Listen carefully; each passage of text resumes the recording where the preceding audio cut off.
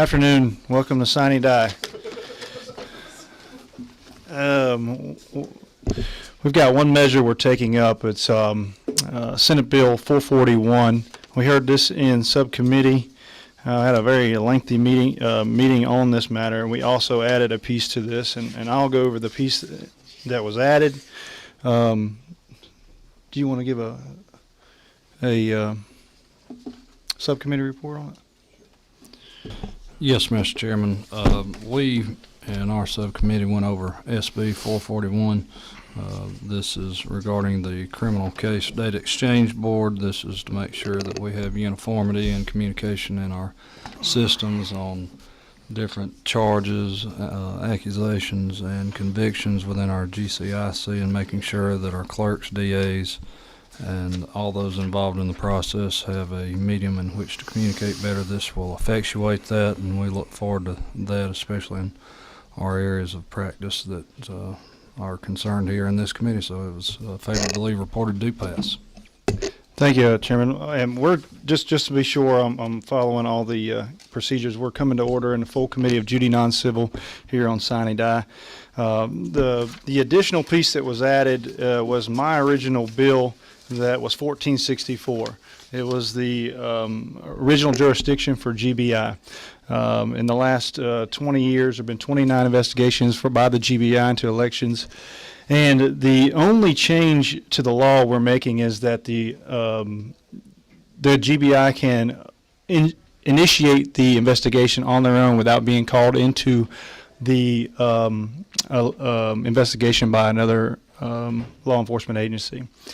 Do we have any signatures? No sign-ups? No. We didn't have a list out just yet. All right. I'm gonna open the committee up for questions if there are any questions regarding the bill. The underlying bill was discussed in subcommittee, and this is a bill that's supported by the Clerk's Authority, and the overall idea is to clean up GCIC so that we have a complete picture of what is in GCIC, not only the charges, but the charges that were pled to, and what the defendant was adjudicated on, as well as whether the sentence has been carried out, as well as arrests. So we're going to ask that the clerks promulgate rules to develop this sort of intermediary criminal database so that we can clean that up. There are two pieces here. I'm going to open it up to the committee for questions if there are any questions. Representative McClellan. Thank you, Mr. Chairman. Appreciate the explanation of everything. And I have a question for you directly that I'm just going to be very honest about. The rest of this GCIC stuff, great bill, right? This original jurisdiction piece for the GBI, heartburn, right, for Democrats and for a lot of people in the room. So I guess my question is, and I'd love to speak openly about this. Please do. Do you consider that piece to be more of like and I'm going to use very harsh language, like political trap for Democrats to vote against the bill? You know, so it's like, look at you voting against this great legislation, or what's your motivation? I know I led pretty hot, but like, what's your motivation for putting it into a bill that otherwise we would have every reason to support? I think this is a good piece and a good measure, and I'll tell you why. The GBI has talked about not wanting these frivolous investigations, and I agree with them. They don't need to investigate someone calling and saying that they think they saw someone put 3 ballots in a ballot box. What we're looking for is GBI to investigate conspiracy to commit election fraud if it is necessary, and giving them the investigatory discretion to do so. I think these are germane in nature and subject matter, so that's the reason this bill was picked. It's not a political trap. The only change, again, is that we're allowing for the GBI to initiate the investigation versus being called in to initiate the investigation.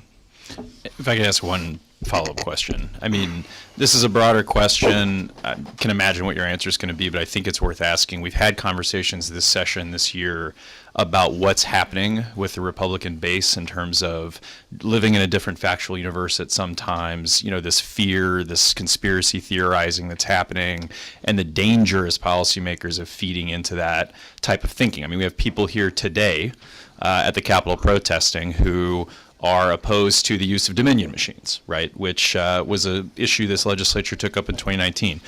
Does the chairman perceive any risk in piling on legislative responses to the base's concern about elections in terms of, you know, maybe you might think that this measure doesn't, appreciably increase the risk of some sort of, interference with elections or that the GBI is not going to mishandle elections? Maybe that's the chairman's belief, but does the chairman perceive a risk that this is going to further embolden the base that is sort of veering away from reality on these issues? That's a good question. I appreciate the question. I think that one of the responsibilities we have as representative government is to look at our folks in the eye and tell them the truth when they ask you a question. And what I'm going to say to that is this: I don't believe that this is going to increase any type of narrative that the election was stolen or anything like that. I think this does one thing, and that removes the trigger for the investigative body, and that's it. I want to recognize Representative Bodie. So I definitely, Mr. Chair, in all due respect, want to kind of piggyback off my dear friend, colleague, Representative Josh McLaurin. Would the chair be so inclined to entertain taking out the GBI original jurisdiction language, letting us vote on a separate bill, and keeping all this other great language that we have in here dealing with the Superior Court clerks? Because as my dear friend stated, the bill is a good bill, but with that one section makes it very hard for members of my caucus to move forward on this type of legislation. But if we can separate both issues, which I think are two separate issues, and vote on them separately, I think we can get this amazing piece of legislation dealing with our county Superior Court clerks, and then we can deal with the other matters and debate it separately, dealing with the original jurisdiction for the GBI. Representative Bodie, I think that you'll have the opportunity to make that motion for amendment. Thank you. Chairman F. Thank you, Mr. Chairman. Just to Representative McLaurin's point, or along the lines of what he was talking about, I think when members of the public question an election that's taken place or an election investigation, it can undermine the election process or the public's faith in the outcome of the election itself. And the GBI having the ability to investigate these is a critical I think, component to add to the law, and it's something that when you consider that a local election board, local election official must request, or local government must request the GBI's investigation, I think that is an issue for Georgians throughout the state. For the very reason that Representative McLaurin outlined, it's my view that this legislation is appropriate and important to pass now in this session. I just wanted to respond to what was raised. I think that it's very important that we take this up now, and I think it's as needed to add to Senate Bill 441. I believe that's appropriate. So at the appropriate time, I'd like to make a motion. Thank you, Chairman. Administration.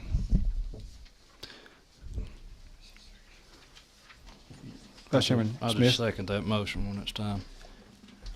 Well, the appropriate time is now. So moved.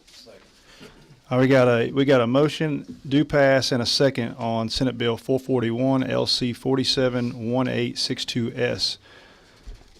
Now's the time to motion for amendment. Okay, I'll move. Representative McLaurin.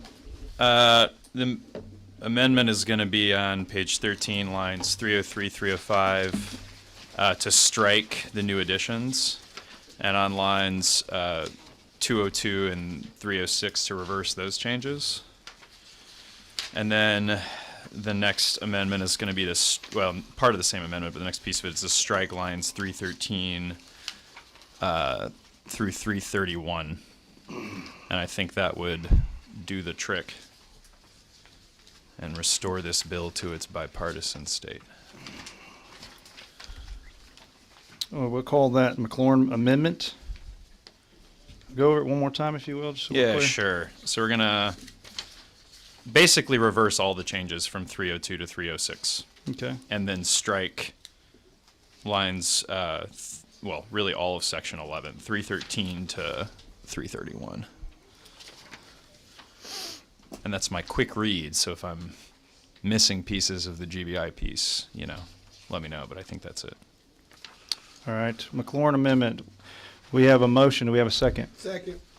All those in favor of that amendment signify by raising your right hand. All those opposed? Measure fails. Are there any more amendments? Is there any discussion? Representative McLaurin. Yeah, I mean, thank you, Mr. Chairman. We have an opportunity here to pass a really good bill in a bipartisan way. And the choice here is to do something that, could have been considered earlier in the process. I think, in fact, that this amendment was made in other legislation. So I get that the majority wants multiple vehicles for this. I think the majority is going to get what it wants pretty much regardless. And if you wanted to put this in a different bill and have a clean green board on this one, you could. But that's not the choice we're taking today, and I think that's lamentable. So thanks, Mr. Chairman. Thank you, Representative McLaurin.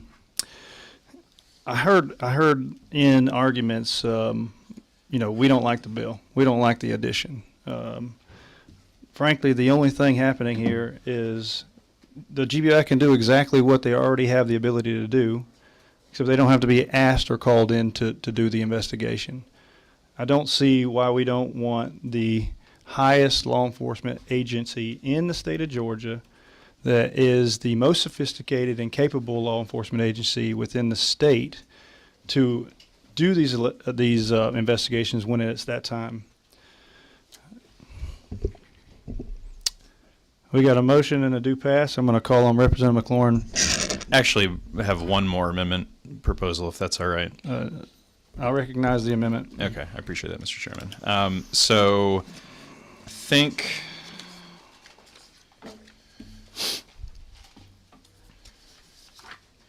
I'd like to add language. Let's see, we're page 13, line 304 after the word election at the very end before the semicolon.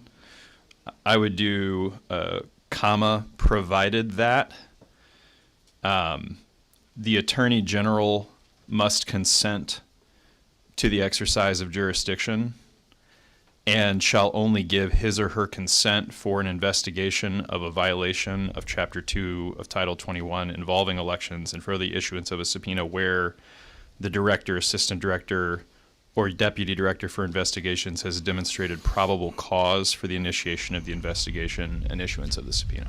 So there's a probable cause requirement. We'll call this the second McLaurin amendment. We got a motion. Do we have a second? Second. All those in favor signify by raising your right hand. All those opposed? Right, same sign? The measure fails. We got a motion due pass on Senate Bill 441, LC 471862. I'm going to call the question on the bill. All those in favor of the bill signify by saying aye. Mr. Chair, are we beyond, I'm sorry, are we beyond discussion? Are we beyond discussion? We are. All those that are opposed signify by like sign. No. No. No. The measure